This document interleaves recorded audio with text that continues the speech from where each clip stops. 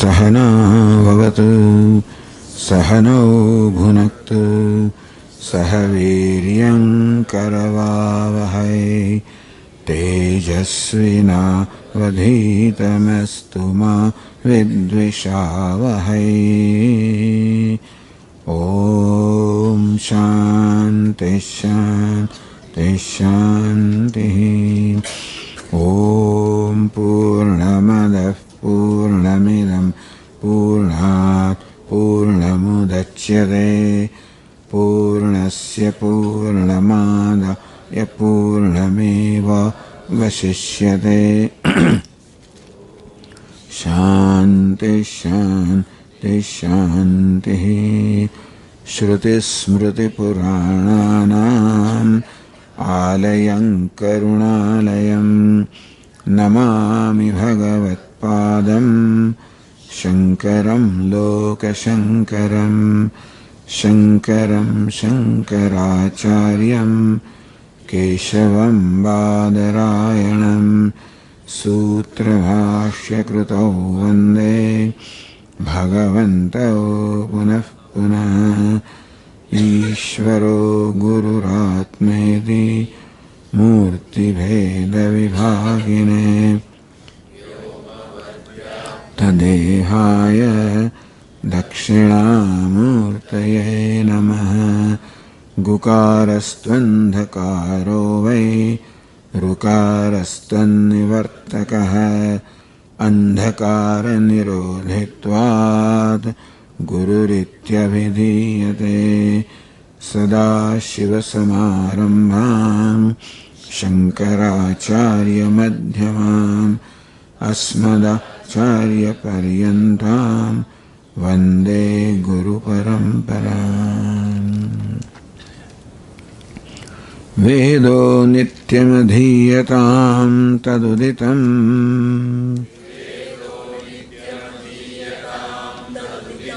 कर्मस्वनुष्ठीयताम् तेनेशस्य विधीयतामपचितिः।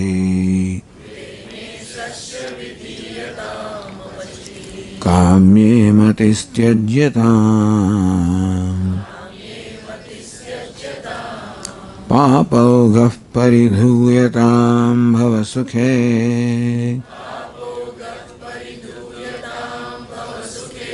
दोषोऽनुसन्धीयताम्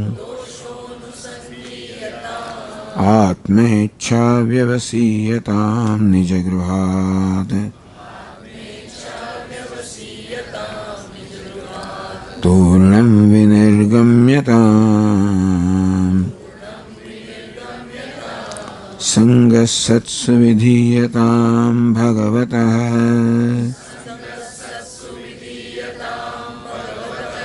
भक्तिर्दृढाधीयताम् शान्त्यादिः परिचीयतां दृढतरम्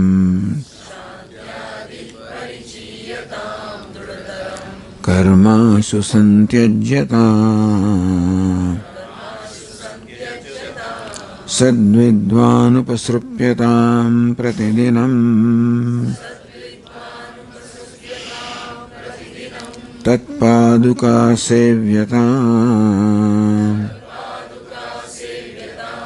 ब्रह्मैकाक्षरमर्थ्यतां श्रुतिशिरः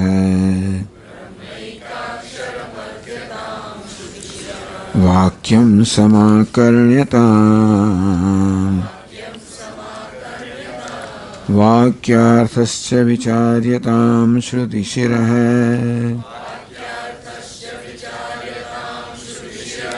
पक्षः समाश्रियताम् दुस्तर्कात् सुविरम्यतां श्रुतिमतः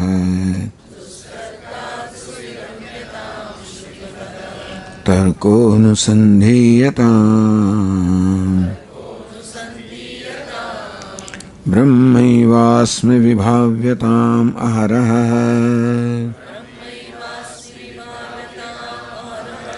गर्वः परित्यज्यताम्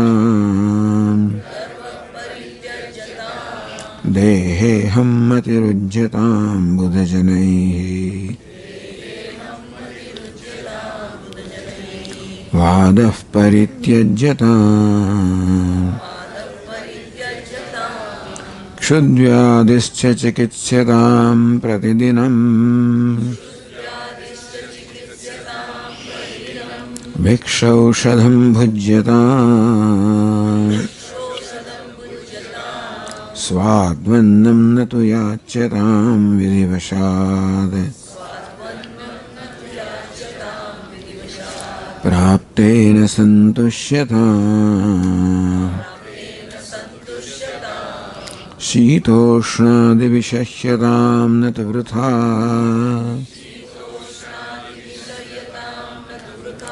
वाक्यं समुच्चार्यताम्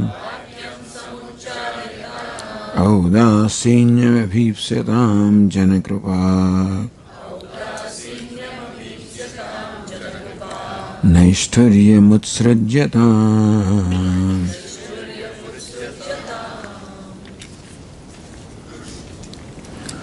So the first two lines of this fourth verse give us a general instruction about our relationship with food, that yes, we have to take care of the recurring disease of the nature of hunger by every day providing food to the body.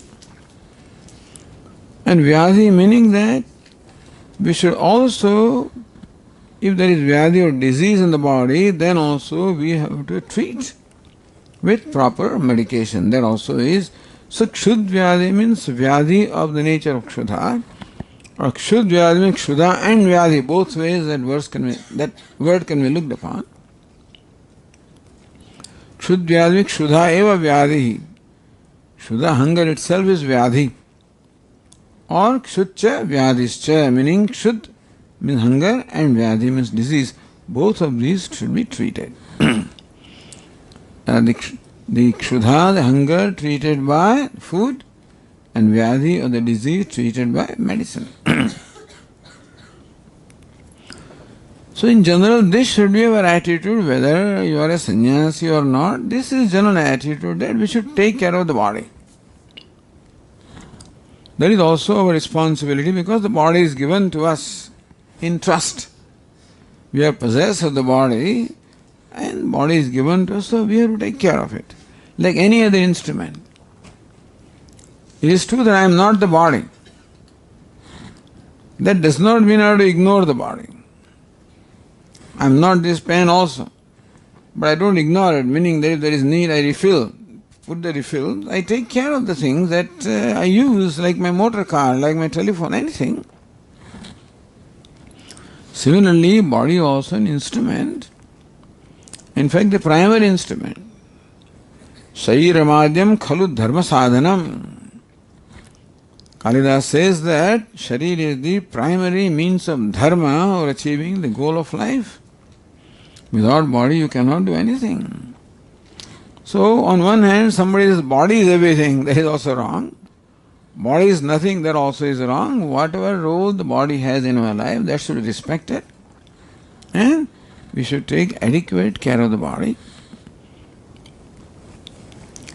Not go to the other extreme that we are all the time concerned about the bodies and calories and proteins and all the time counting. That may be another obsession. But you should not be obsessed with it, nor should we be indifferent to it also. The body should be given enough respect that it deserves, and therefore adequate care should be taken. With reference to food, that don't crave for tasty food all the time, because craving can never be satisfied. Craving is like fire, and more we try to satisfy the craving, more demanding the craving becomes. So in general, craving for food is one kind of craving, but craving in general is a bondage. In Buddhism, this kama or craving is recognized as a primary manifestation of bondage. And Upanishad Vedanta also says, Bhagavad Gita, Prajahati Yada Kaman, one who is become free from all the cravings. So craving is a bondage because it makes me dependent upon something that will fulfill my craving, and therefore I have to slowly overcome this craving. Desire may be one thing if it is a genuine desire, but craving becomes a binding desire. So desire should not be allowed to intensify to the extent of craving that I cannot do without something. Dhyayato vishan pumsa sangasteshu bhujayate sangat sanjayate kamaha. First there is a fondness for something. That fondness results into, liking results into some desire. Desire turns into craving. And craving turns into anger if it is not satisfied. So in general, we should have a value of becoming free from craving. What is craving? I am sitting here in the classroom and then thinking of the lunch and thinking of what is now going to be offered there. Or I heard that today they are going to cook such and such thing, and my mind is thinking about that. Or I am at place of work, I am waiting for 5 o'clock so I can go home and my favorite TV show, when am I going to start that? When will the weekend come when I do a certain activity? This is all called craving, which means that it occupies my mind and distracts me from the present. So this craving is the bondage. And everybody has it in one measure or the other. We have to recognize and try to work with it. And santushatam, let there be santosha or contentment in the life. Contentment is a great value. So, if you have, says Tosidasi, I think that is a couplet that is attributed to him. Godhana, Gajadhana, Vajidhana, or Ratan Dhan Khan. He says, Godhana, there can be wealth in the nature of cattle. Gajadhana, elephants. Vajidhana, horses. In those days, these are all signs of wealth and prosperity and power. Horse stands for power. Elephant stands for royalty, glory. Cow stands for wealth. Or Ratanadhan Khan, you may have a mine of jewels. Jo aave santosha dhana, sabadhana dhula saman. But if you have the wealth of the nature of santosha or contentment, then all other wealth is nothing. Everything we may have and no contentment, if the craving is there, all of those cannot satisfy me. So contentment is a great value. Santosha. Then, next, Shitoshnadi Vishahyadam. Vishaya, may you suffer. So suffering is also a value. Sahanam means putting up with. So Shitoshnadi Vishahyadam. Endurance, here it is. So endurance of pain is also a value. Meaning that we have to work or strive to slowly increase our endurance or our threshold of pain, suffering or endurance. We have to raise the limit of our endurance. I am hardly the one to give this kind of a lecture anyway for endurance. But then, endurance is a great value. That makes you really, because not being able to endure the pain, meaning I feel so, moment pain comes, I resort to some kind of retaliation. Sahanam, pratikaram means that I retaliate. Moment little heat comes, then I go for air conditioning. Moment some cold comes, I go for this. Moment hunger comes, I go for that. When something comes, I go for immediate, removal of that pain.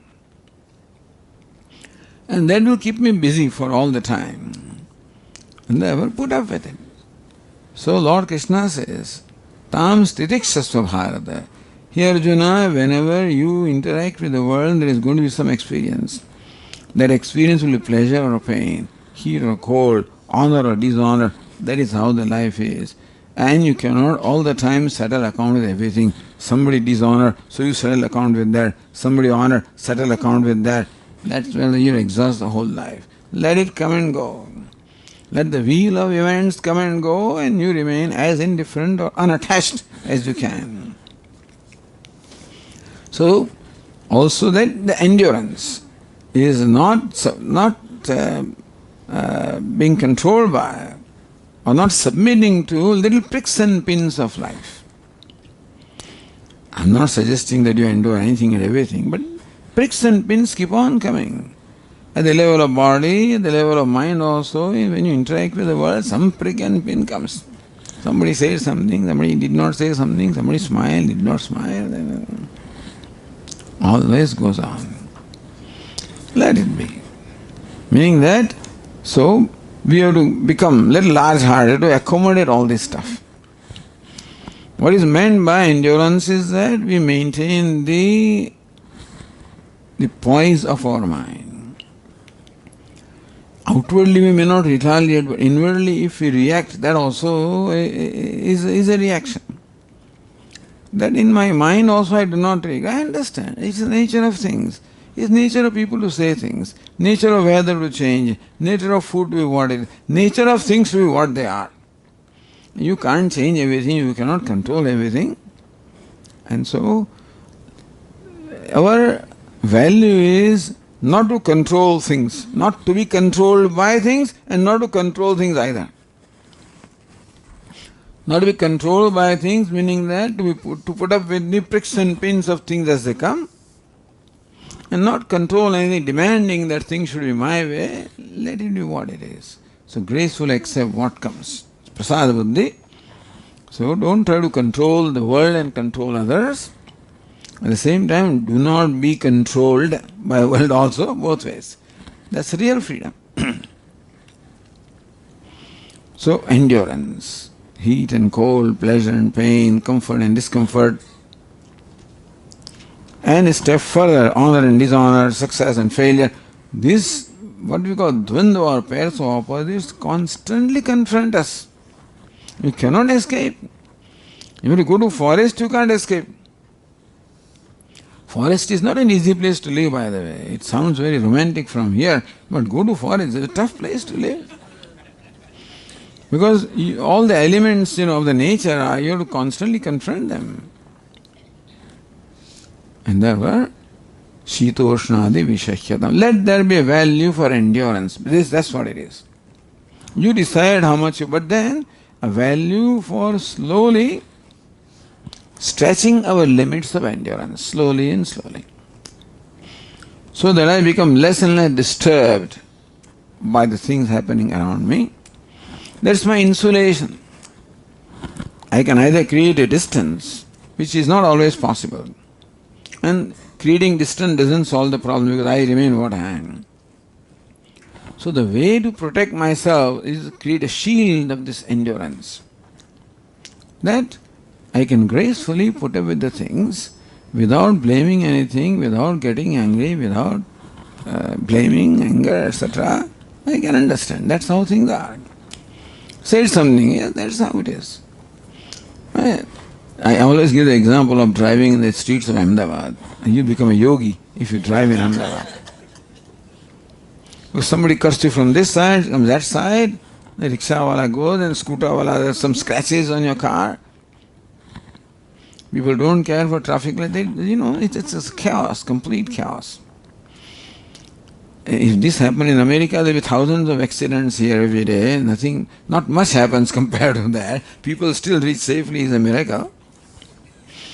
But that's how, that this is what it is. What can you do? They keep on honking. They do.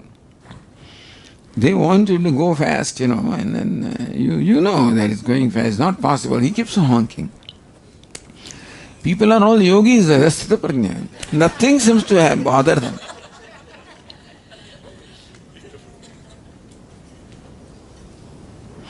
After staying here for a few months, when I go, I become very sensitive.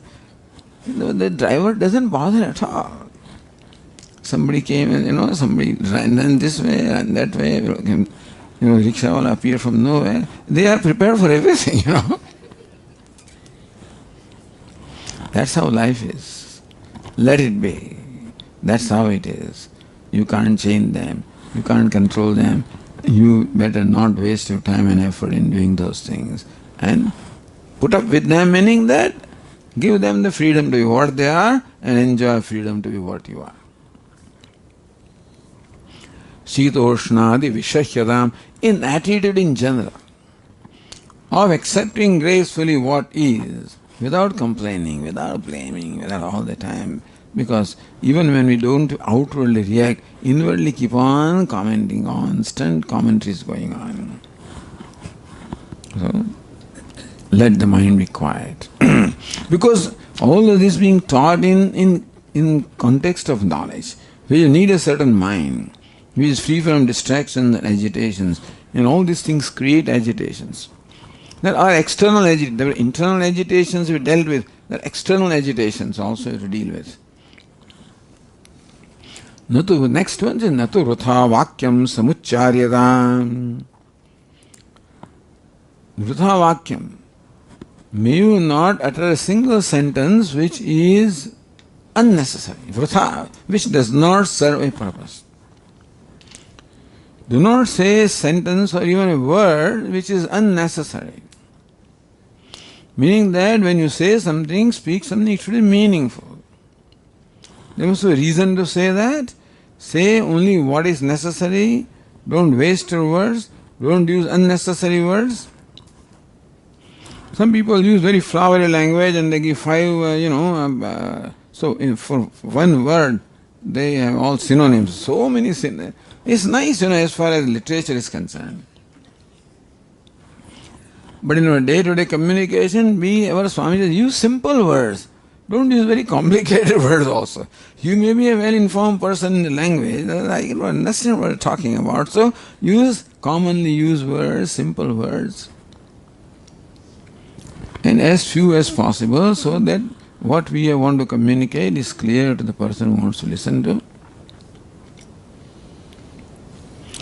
And Lord Krishna also gives a few more things. Anudvegakaram vakyam satyam prehitam syat swadhyaya bhyasanam cheva vangmayam tapuchyate. Lord Krishna calls it austerity of speech. Let there be austerity of speech. There was a saint in Gujarat, his name was Dongre Maharaj. He used to commonly say, Paniyane, Vaniyana, Vyayana, Karasho. This was his style of saying things. Do not waste water and your words. Because the Ahmedabadis have no value for, those days, even though there is so much scarcity of water, people did not care. In Ahmedabad, the water would be supplied by municipality twice a day, in the morning for some X number, 2 hours or 3 hours, evening. And there was no tap inside the house. It was always outside and near your, just in front of your thing. There is a tap every house has. So that is always kept open. So when in the morning, when the tap starts, then it's 7 o'clock. That's how they say. In the evening it's 5 o'clock. That's how they use that. They don't bother to, no value. Just throw away water, so don't waste water. That was told to everybody there. But do not waste words. By the way, speech also takes a lot of energy. So not only is it a waste of energy, but it can create, the wrong words can create the greatest misunderstandings, and all problems in the world, I think, majority can be traced to the wrong use of words. So, they say that the battle of Mahabharata also was because a sentence was said which was not necessary. That's how it begins. So, some words created wars. Beginning from there, in our day-to-day life, most of the wars are from words only. But in the family, we keep on interacting with each other and not very careful about what we say, how we say, when we say, why we say. We say. Sometimes there is such a pressure within myself that I have to keep saying something. So don't submit to those kind of pressures. Don't say things for the sake of saying. Only if necessary. It's a very precious wealth. Words are precious wealth. And if we pay attention to words, then slowly we will become also attentive to mind and thoughts, because first thought and then the word. Lord Krishna says, Anudvegakaram Vakyam, make sure that your words do not hurt somebody. Satyam, make sure that what you say is truthful. And when you speak truth also, there should be also an honest intention.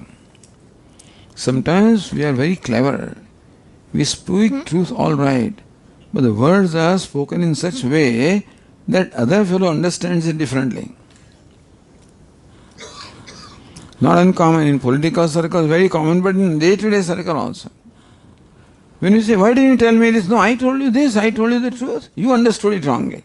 But I said it deliberately in such a manner that the fellow would understand it wrongly, differently.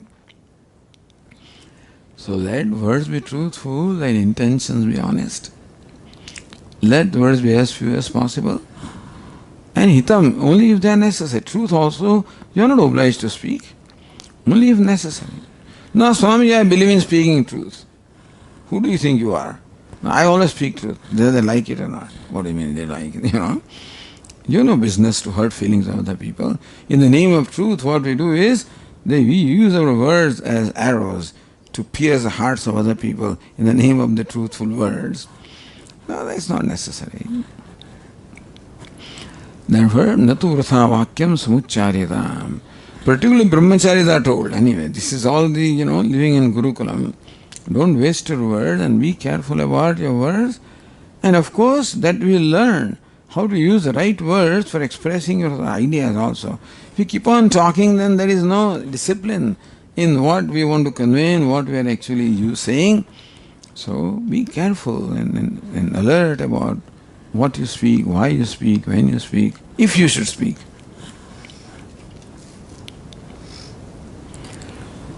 Audasinyam abhipsyatam. The next is, may you strive to be udasinata. Udasinata.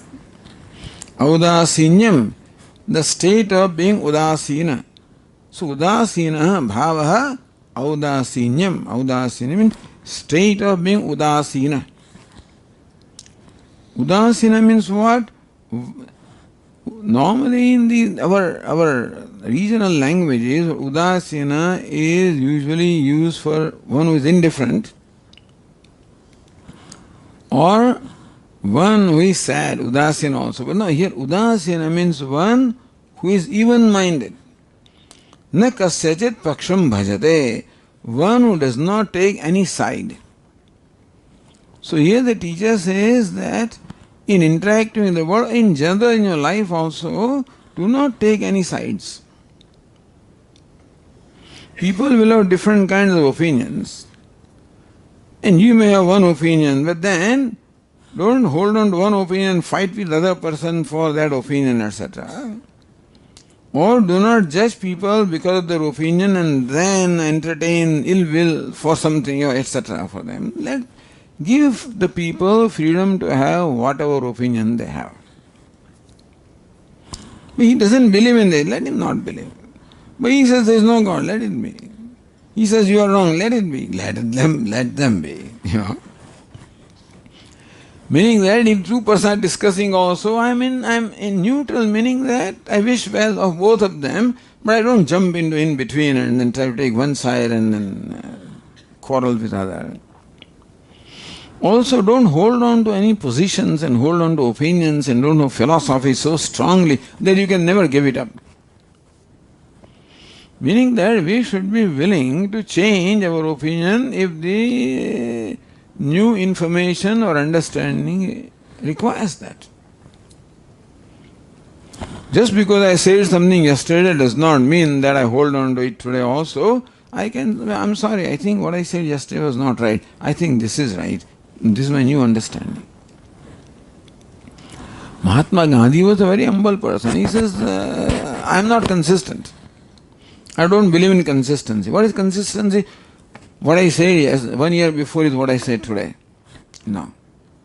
What I said 1 year before was according to my understanding then. What I say today is according to my understanding today. And I admit that my understanding can change because I want to learn and I want to grow. And therefore, my perception can change. Otherwise, you don't grow. And so, be ready to let go of an opinion if the need be. Do not take issue with other people because of their opinions. Respect other people and their opinions for what they are. That does not mean that you have to subscribe to their opinion, but I can still respect. He doesn't believe in God. Okay, let him have the freedom to have. No, I take a fight. What do you mean you don't believe in God? Who said? You don't have to try to convince everybody. Don't have to try to prove it to others. Udasinata, not indifference, an attitude of accommodation to the opinions of others.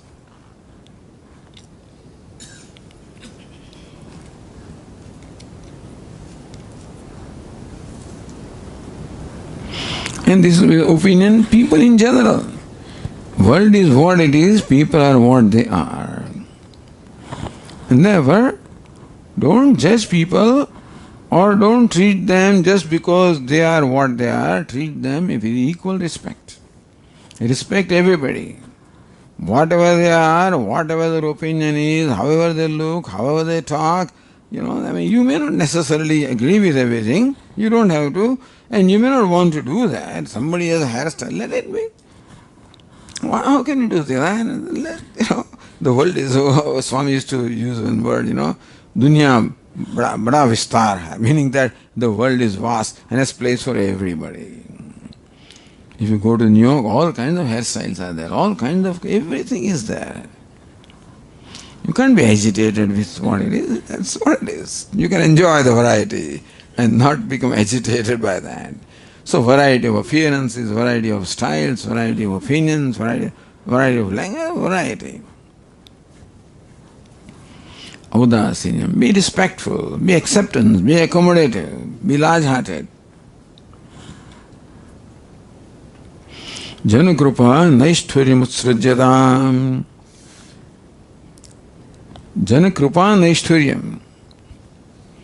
May you stay away from either favoring somebody, being partial to somebody, or being cruel to somebody. Sometimes we, because of our own commitment to certain opinions and, at the same time, because of our expectation of how others should be, how they should behave and how they should be, when they do not, then sometimes we think it is our responsibility to try and correct everybody and try to give justice. Oh, this fellow is treating him badly, you go and do justice. So this is not the job of a seeker of knowledge. If in a social work you may do that, if you are appointed as a policeman, you can certainly do that, or a judge should do that. But you don't become a judge of everybody and try to correct everybody. Because again, it's a big distraction. Nobody wants to be corrected anyway. And so you'll be disappointed and frustrated anyway. So it will leave you a hurt person. And therefore, Jana Krupa. Krupa means partial to somebody. Naishwarya being cruel to somebody. When there is attachment, that is partiality. When there is aversion, that is cruelty. When I am attached to somebody, then I am partial to that. When I do not like somebody, I am cruel to that. And so when you are appointed as a receptionist in a big wedding reception, in India, wedding reception is 3,000 people come. And so you are appointed at the gate to welcome people with a rose. How many roses are required? And then sprinkle rose water and welcome it with a smile. Now you are a representative of a friend who is getting married. So all the fellows who come, they are all his friends. They are not necessarily your friends. You follow? So there are people whom you know and you hate. There can be people. And there can be people also whom you love. So So just because you like somebody, then how are you? You can't keep on talking and ignore other people. You have to let him also go. Give him a rose. Not 2 roses because you're a friend, just 1 rose. And there came other fellow whom you dislike. Then you look around. Sometimes people do that, so I've not seen him. Therefore, that means you don't want to even offer him a rose.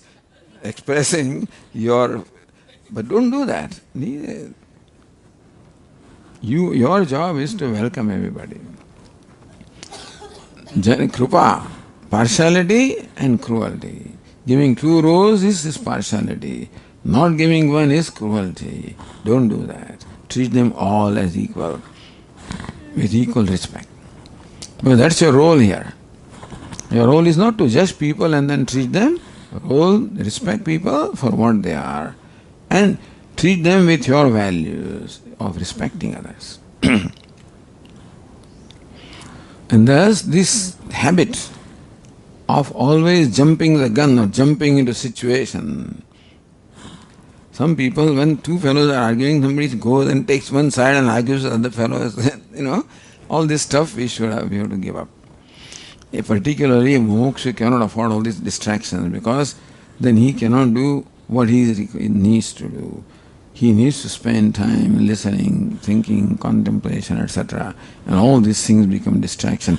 But since you are living your life, there is going to be some contact or association with the world, even though a limited contact in a Gurukulam, but still there is some contact. When you go for Viksha, some contact is always there. You want to go to forest, there are birds there, trees are there, some things are there. You may like some, you may not like some others. Some birds people like, some others they don't like. Crows they don't like, so they and some birds, their chirping you don't like, some others you like. And then you get angry. This fellow, let crow be what it is, and let cuckoo be what it is. And this peacock looks a very beautiful bird, but it starts at 3:30 in the morning, and it starts screaming. So doesn't let you sleep. The peacocks are nice to have around, but then they will eat up all your whatever things you have planted in the garden. All the birds and things, they consume all of them. Nothing grows if a peacock is around.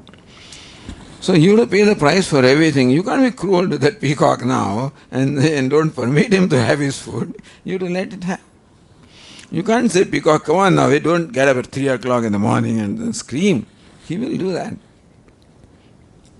And there are dogs who keep on barking. There's a habit.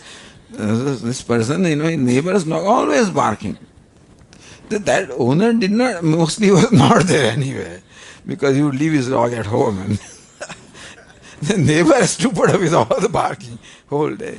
This is how life is. What will you do? Just leave it. You can't take issue with everything in the world.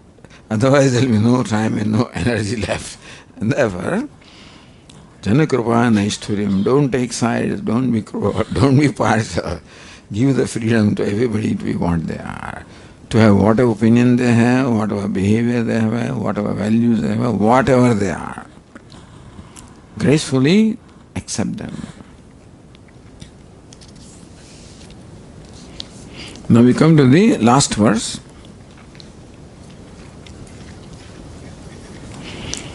If you go back to verse number 3, the third line says, Brahmaevasmi vibhavyatam. Therefore, may you contemplate upon the fact that I am Brahman. Vibhavyatam means you meditate. Contemplate or meditate upon what? Brahmaeva asmi, I am Brahman. This is Nididhyasanam. So this last verse expounds on that instruction of Nididhyasanam, meaning meditating and ultimately gaining abidance in this knowledge. So knowledge should become abiding knowledge or should become spontaneous knowledge. That alone is called knowledge when it becomes spontaneous.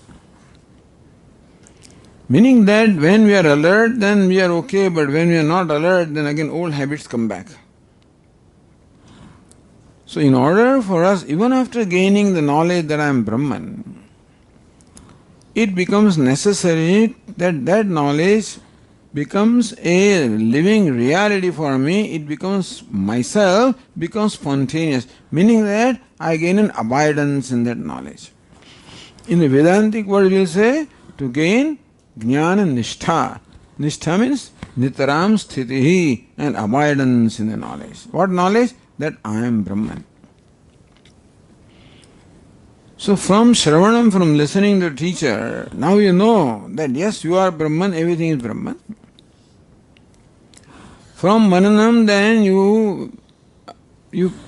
you advance reasoning to eliminate or remove all the doubts, so that now the knowledge is very clear, free from doubt and ignorance.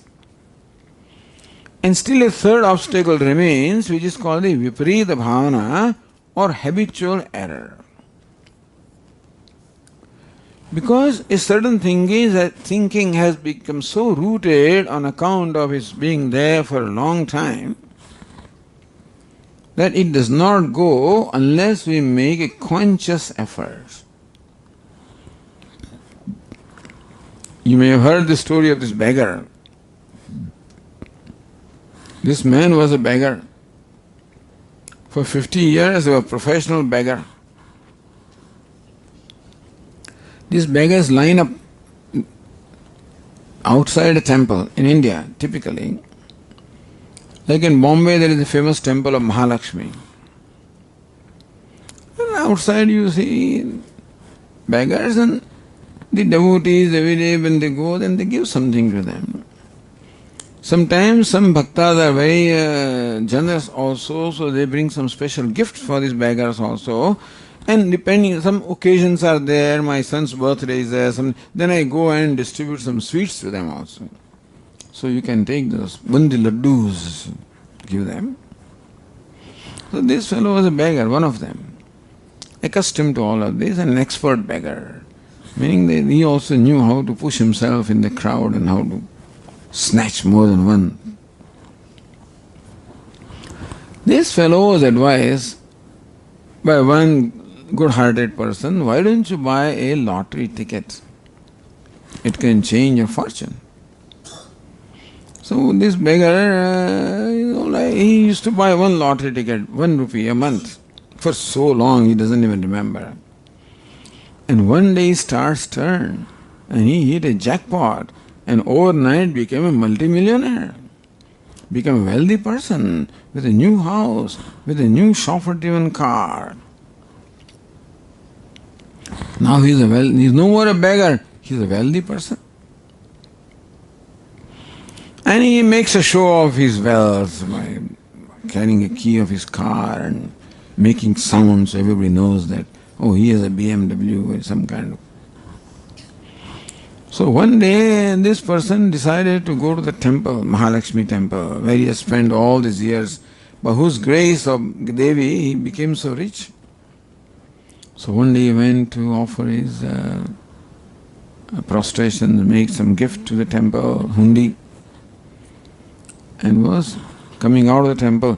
At that time he saw some kind-hearted person had a huge basket of this bundi laddus and was giving to the beggars. They were all crowded outside. He was handing them over. This fellow is no more a beggar, he is now a very wealthy person. But something took over his mind, and before he realized, he went into the crowd, pushed himself in front, and grabbed 2 laddus from that fellow, and came out munching them. Outside his driver is waiting for him. He sees his master coming with laddus, and the driver had a mischievous smile on his face. This fellow realized what he had done. No, this prasad I have brought one for you. This is just prasad given to me. But what happened to him? All of a sudden, his old habit, I am a beggar, took over him. Even though now he is a very wealthy person, but The old rut, that habit takes over him, and then he as though becomes a beggar and behaves as a beggar, meaning that there is a denial of the fact of his being wealthy, meaning that he does not have the benefit of his being wealthy as long as he does not become free from the habit of looking upon himself as a beggar. So what he has to do is to meditate now. What meditation? I am wealthy, I am wealthy, I am wealthy. Meaning create a new habit in the mind. For all these years, the old habit is what? I am a beggar. As I said this morning, that I am limited is a recurring current of thought. So this person, I am a beggar, was always a recurring current of thought in his mind. And if he is not alert, then that habitual thought takes over him and controls him. So we are also controlled by our habits. Even though we may make a resolve that I am not going to say anything, even though this person says I am going to keep quiet. But then once I lose my alertness, if that person pushes the button and then before I realize, I say things and then I later on regret. So when we regret later on, which means that we did not want to do, we found ourselves doing, maybe we are pressurized to do. Our habit makes us do things. In fact, unfortunately, a lot of things that we do are done out of habit. Even though free will is supposed to be our gift, but free will can be exercised only when we are alert. There is no free will when we are not alert. When we are not alert, our habits always take over. Our impulses take over. Similarly for this beggar, his habit, I am a beggar, took over him. In order for him he has to own up his richness. Even though he is rich, he has to own up the fact that I am rich. For that, he has to meditate. I am rich, I am rich. I am beggar, that thought comes, I am rich. I am beggar, that thought comes, I am rich. Meaning that displace that thought I am beggar by the new thought flow, I am rich, I am rich, I am rich. But doing it once is not enough, because this being a beggar or that I am beggar is such an old habit, it keeps coming up and takes hold of him. So again and again he has to remind himself. That's called alertness. So the way to overcome the habit is alertness. So this nididhyasana is alertness, understand? A special kind of meditation is also meditation. But not the kind of meditation that people normally perform, where I meditate upon some object of meditation, visualize it in my mind and try to retain that thought flow in my mind. That's called the meditation. Here I don't have to visualize anything because it's myself. And now I know that I am Brahman, except that I have to be alert in order to make sure that that thought flow remains in my mind. Therefore, special practice is necessary when I carry out the special meditation called Brahmayavaham, Brahmayavasmi. I am Brahman, I am Brahman, I am Brahman. I create a new habit. To overcome the old habit, I must create a new habit. This goes with all the habits, by the way. If you find that I have a habit, Swami, you are talking too much, I am doing this, that, etc., and I want to overcome, alertness is the way, and asserting the new value. So this is called in Vedanta Nididhyasanam, a special meditation upon the self. This meditation does not involve the duality of the meditator and meditated, because this is only reminding myself of what I am and keeping that thought flow. For that, some instructions are given here. So,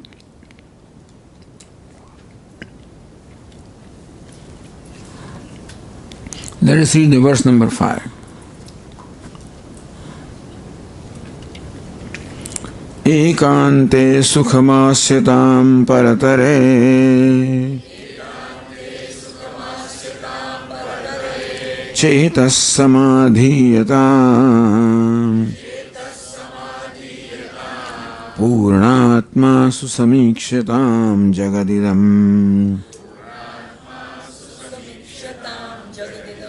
tadbadhitam drusyatam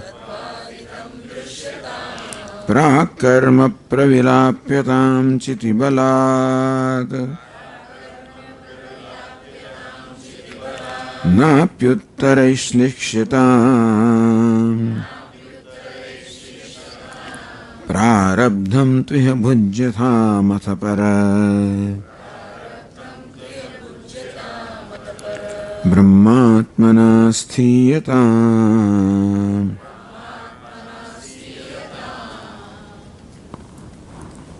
So some broad instruction for meditation. Ekante sukham asyata. Sukham asyata. Asyata means to sit down. For meditation, asyatam, asanam, sitting is the most preferred posture. Not standing, not lying down, not any other posture, but sitting is prescribed to be the most desirable or efficient posture. If you cannot sit on the floor, sit on the chair. Cannot sit on the chair, then sit on the reclining chair. If you cannot do that, then you can perhaps take it an easier way out, but as best as possible, asyatam. May you sit, meaning in a meditative posture. There are certain meditative posture like lotus posture and this posture and that posture, and or simple cross-leg posture. But we have to develop the ability to sit in a given posture for a given length of time. Say 15 minutes. I can sit for 15 minutes without my body creating any disturbance to me. Then the body does not remain an issue. 15 minutes, 20 minutes, 30 minutes, 45 minutes, 1 hour. So, developing an ability to sit in a comfortable posture. Sukham asyatam. In a comfortable posture. What is comfortable posture? When I can forget the body. Because when I am meditating, then I do not want body to become an issue. There is pain here and pain there, and then some kind of people sit in a posture that it's difficult to come out of that, So, don't tie yourself so much there. You need somebody else to untie you. But then, it is just the comfortable posture. Sthira sukham asanam. The posture must be sthiram, meaning steady, and sukham, comfortable. Asyatam. So may you sit in a comfortable posture. Ekante means in a place of solitude. Ekanta means solitude.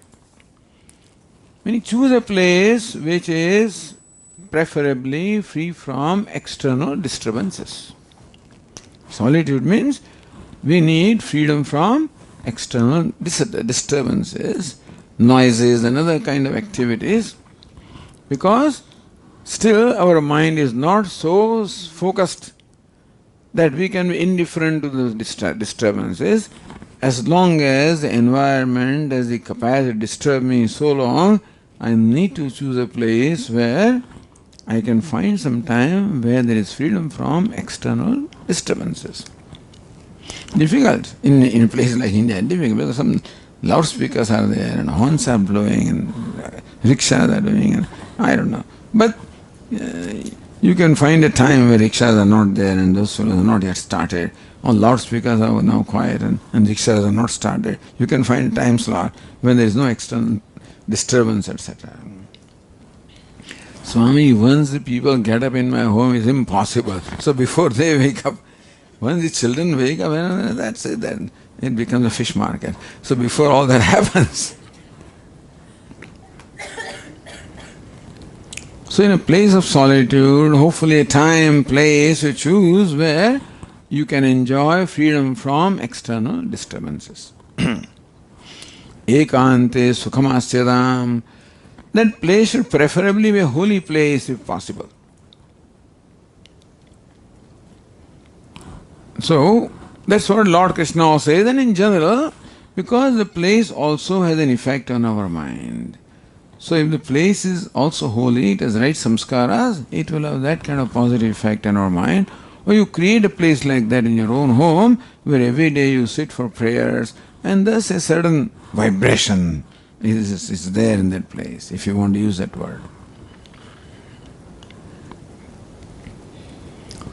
Thus, having gained freedom from external disturbance, now his mind is ready, there is no internal disturbance here. Paratare chetas samadhiyatam. Samadhiyatam. May you focus. Samadhi means get absorbed. Paratare chetas samadhiyatam. May your mind be absorbed in parataram. Para means superior, parataram more superior. The highest, Brahman. So here the word parataram is Brahman. In this thought, I am so in Brahman. May your mind be focused on Brahman, on yourself. Brahman means the self. The consciousness that I am. That requires that my mind should become slowly, I should create distance with what I am not. Create distance with the body. Create distance with the sense organs, with the thoughts, with emotions. Create distance that I am different. I am the witness. I am witness consciousness. So remind yourself that you are witness conscious, and in fact you are not even witness, you are just consciousness, which is Brahman, which is a self. So acquire an ability to withdraw the mind from all external preoccupations to the body, and from there to the very self. Lord Krishna explains this in Bhagavad Gita. Sankalpa prabhavan kaman tyaktva sarvan asheshatah manasayvendriya gramam vinyamya samantadah shanaihi uparame. Slowly and slowly may you make your mind inward looking. Atma samstam manah krutva. When the mind is focused upon the self, then give up all activity, let it remain there. Paratare chetas samadhiyatam Purnatma susamikshataam. May you see very well Purnatma. May you see the fact that I am Purnam. Purnoham, I am Purnaha. I am boundless, I am limitless. I am the silent consciousness that is boundless, limitless. Purnaha, I am completely satisfied with myself. Happiness is my nature. Fullness is my nature. Boundlessness is what I am. So the boundlessness, fullness, happiness, which is your true self, may you make yourself see the fact that I am boundless. I am Purnaha. Purnatma susamikshatam.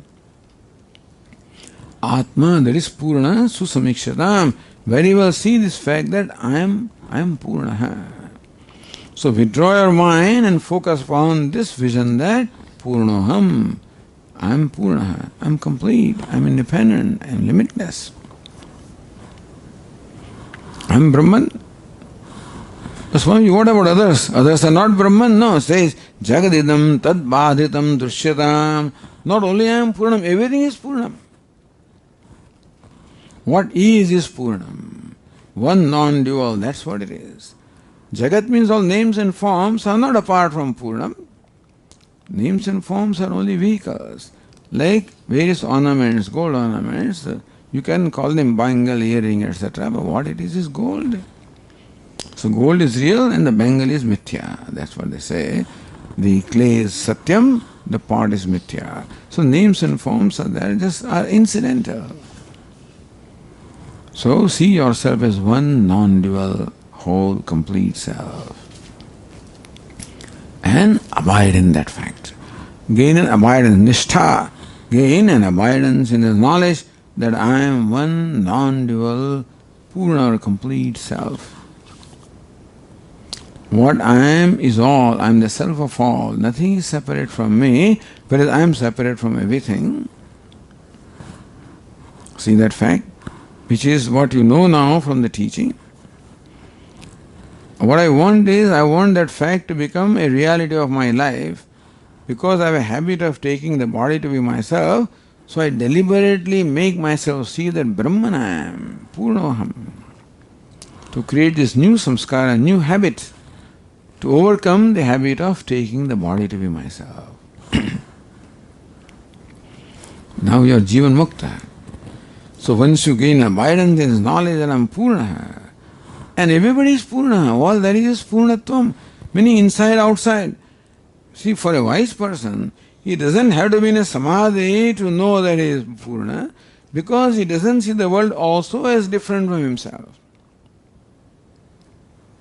This world also is manifestation of Purnatvam. Purnamadaha, Purnamidam, Purnat, Purnamudachyate. Purnamadaha, the self is Purna or complete. Purnamidam, this Jivatma also is Purnam, because Purnat, Purnamudachyate. That Purna Brahma alone manifests as Jivatma. Or that Purna Brahma alone manifests as universe. Purnasya Purnamadaya. See the fact that all these names and forms are nothing but Asti Bhati Priyam.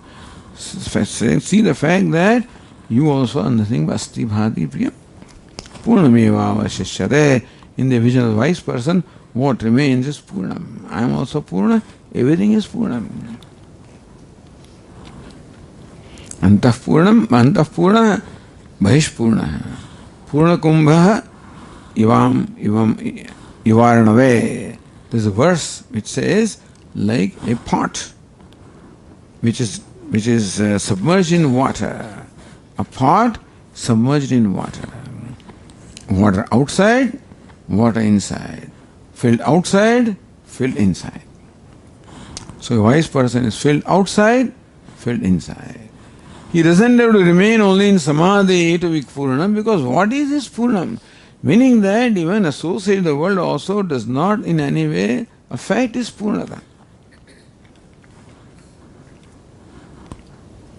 Antashunyam, Bhaishunyam, Antashunya, Bhaishunya, Shunya Kumbha, Ivambare, or Kumbha Shunya.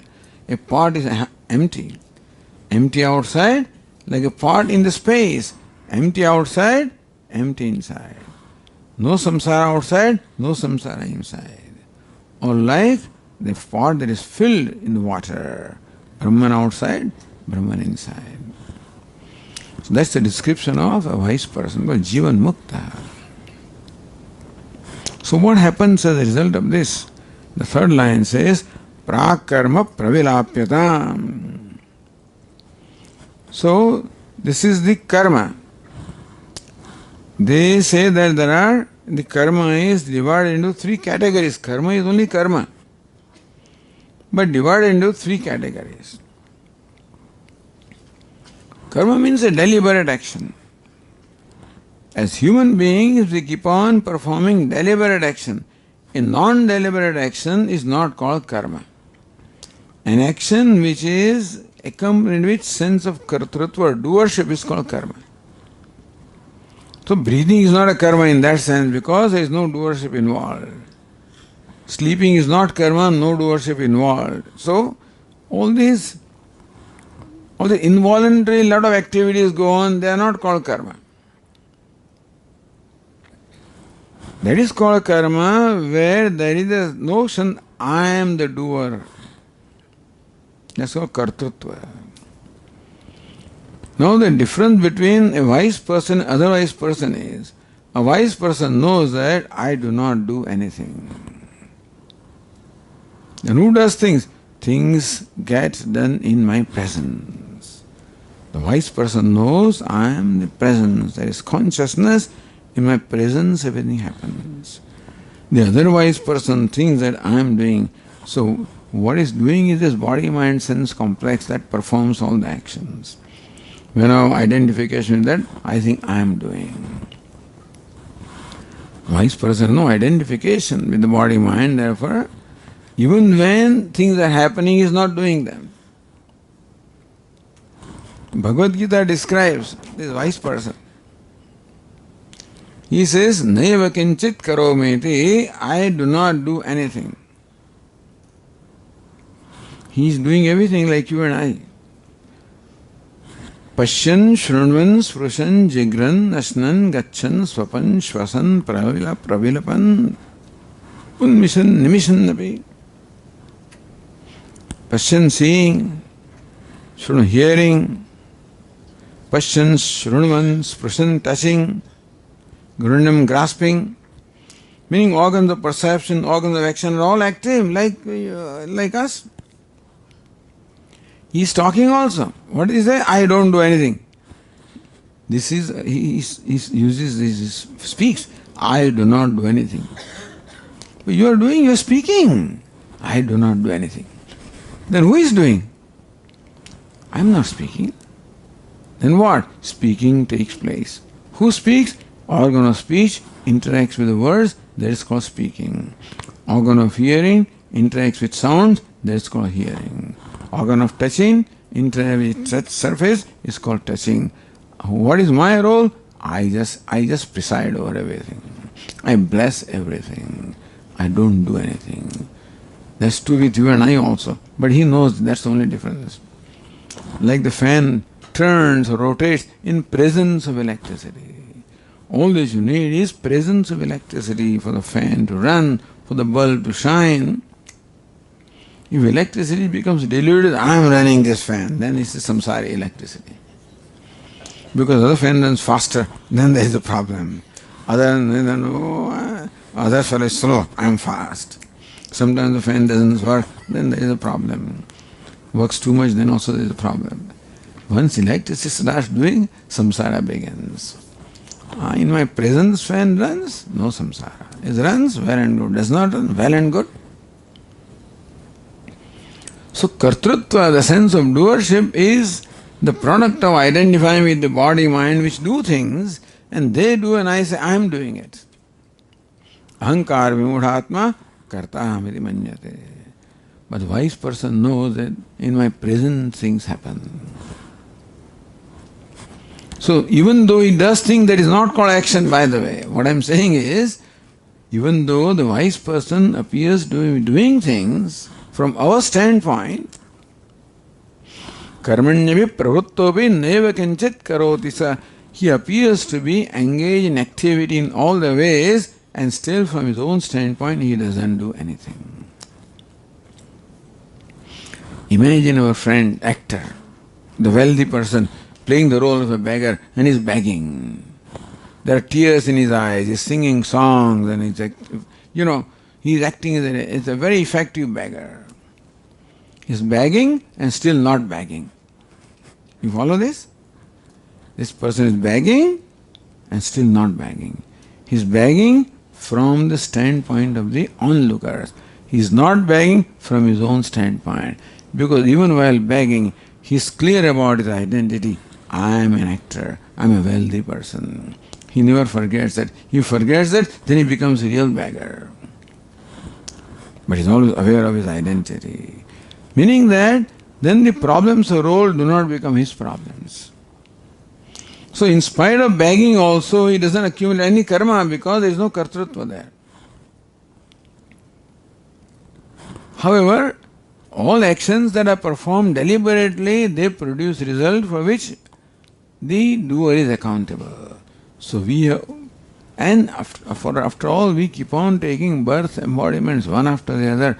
This journey is going on from time beginningless and will go on until moksha comes. And therefore, from this time, we must have assumed human body countless times. We were travelled everywhere in the universe, by the way. There are 8.4 million kinds of embodiments. How many? 8.4 million. There may be more actually. There were 8.4 million mosquitoes must be there, I think. But then, there are said to be so many embodiments, 8.4 million. And that is where the karma takes us to different embodiments. And as human beings, we perform all kinds of karma. So that is after human birth, I can be born as a mosquito also, as an elephant also, as a devata also, depending upon how I conducted myself. Meaning that we have in the past gone through this human embodiment countless times, during which we must have performed countless deliberate actions, of which those actions that are not experienced by me, they all stay in my account to fructify. It's like the fixed deposits. We keep money. Every month you can deposit in your some CD, some fixed deposit. And it matures after 10 years, 5 years, whatever the maturity date is. Keep on putting. Right away you don't get the result. You get the result when it matures. So also karma we perform, we keep on putting in our fixed deposit. It's called sanchita karma, accumulated karma. Our countless births, they're all standing on our account and waiting for them to fructify through me, to give me other births. It's meaning that after this death also there is no end, because all those karmas are waiting for us. And then they will give us new embodiments. Sanchita karma. And I am performing karma deliberately now also. That means that I am adding into my accounts. Some of them I am experiencing today, in this lifetime, and those which I do not, they all get accumulated. So actions I am performing now are called agami or kriyamana karma. Some of which will fructify in this lifetime, and others will again join the deposit, sanchita karma. And the third category of karma is prarabdha karma, which prarabdha is generally translated as destiny. Prarabdha karma is that side of karma from total accumulated karma. One side of karma gives rise to this human embodiment, this embodiment.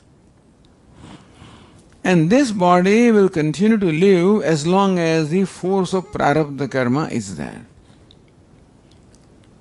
Meaning that even for a wise person, having gained the knowledge, he is now liberated, there is nothing to accomplish now. Whatever is to be accomplished is already done. Meaning there is no agenda left for him. So there is nothing to accomplish, and therefore you may think that why does he continue to live?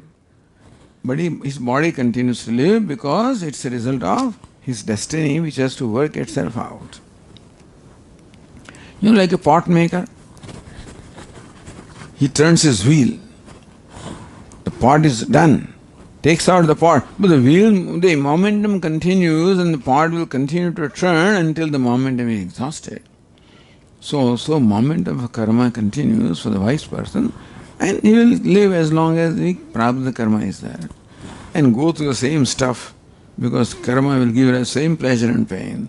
So even wise person is not free from the pricks and pins of that life, because the past karma gives us to those kind of results. So three kinds of karma. So this is what our lot is. That prarabdha karma will work itself out, and then I'll live as long as my prarabdha karma is. Whatever karma I have accumulated, standing in my store, from that some lump will become prarabdha karma next birth, and I'll get next birth. Then I'll do for some more karma, and again I add up there. That's how the life goes on. That's called the repeated cycle of birth and death, called samsara. So what is liberation? What is moksha? Jivan mukti, be freedom from this repeated cycle of birth and death, meaning the freedom from this karma. What happens to all the karma is accumulated? So this verse says, prak karma pravilapyatam chiti balat. By the strength of the knowledge that I am Brahman, all the past karmas get burnt away. By virtue of the knowledge. How, Swami, that doesn't sound right. Just because you know that a Brahman, what about all your karma? Are you not accountable for that? So Vedantins give an example. You know, every day we are dreaming, more or less. And in dream also we do a lot of things. Sometimes mischievous things also we do. Good things also we do. Evil things also we do in dream. As long as we are in a dream, we experience the effect of dream. Once you wake up, then what happens to all the karmas you did in the dream? That I stole away $1,000 from somebody. That fellow is chasing me, and I wake up. Thank God. Now what? Do I have to return him? No. That dream karma remains. When I wake up, all the karmas are gone, dissolved. Because the person who did is no more there.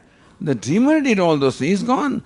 In the waker, the dreamer is resolved, and therefore the waker is not accountable for what the dreamer did. Thank God. Now this is further waking up. To what? I am Brahman. So then the karmas performed by this fellow as an ignorant jiva, that fellow is no more there and ever. The new one who is Brahman is not accountable for the karmas performed by jiva. It's like waking up from the dream, and therefore all sanchita karma or accumulated karmas have no more any effect on him. Whatever happens to them in the universe, they may get dissolved, but he is free from their bondage. But what about the karma he is performing now? He is performing karma now and creating new effect. He is not performing karma now. Because to us, he looks like he is performing karma. But now he is free from the doership. Therefore, his karmas do not have any effect at all. Brahmarpanam, Brahmahavi, Brahmagnu, etc.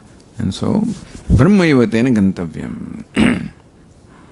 So, Kriyamana karma or the Agami karma also have no effect because there is no kartrutva of the doership.